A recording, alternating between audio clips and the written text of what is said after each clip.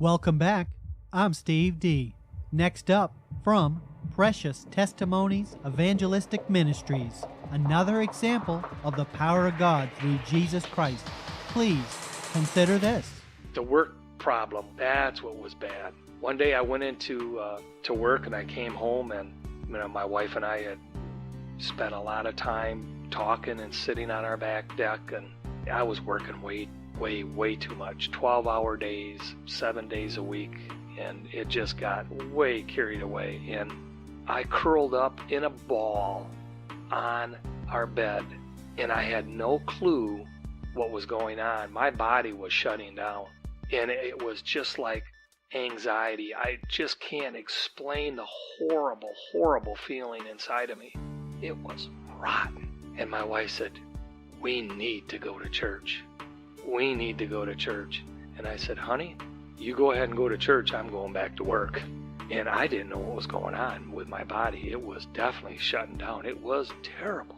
She got in the phone book and she started calling churches. Wanted to do a phone interview. And I believe it was 3 or 4 churches she called in the area, and they never even called her back.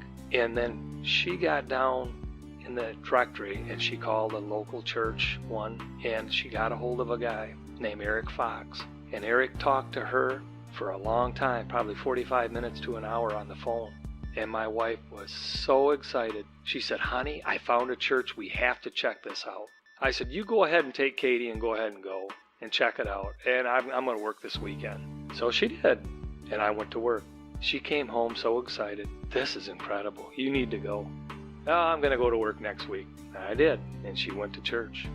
The 3rd week, I decided to go. I went to church. When I walked in there, I could feel the Lord. I could feel His presence again, like I did back when I was 4th grade. I walked through that door, I could feel Him. Whoa, this is cool.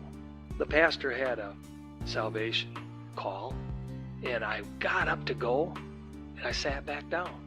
And then the next week, I got up and I walked out front and I sat down, and they must have not seen me and the pastor. After a while, he was looking around. He said, "Did you want something?" And I said, "Yeah, I came here to find Jesus Christ." And I went out back and I talked with one of the elders, and we planted that stick in the ground right there. And I asked Jesus Christ to come into my life.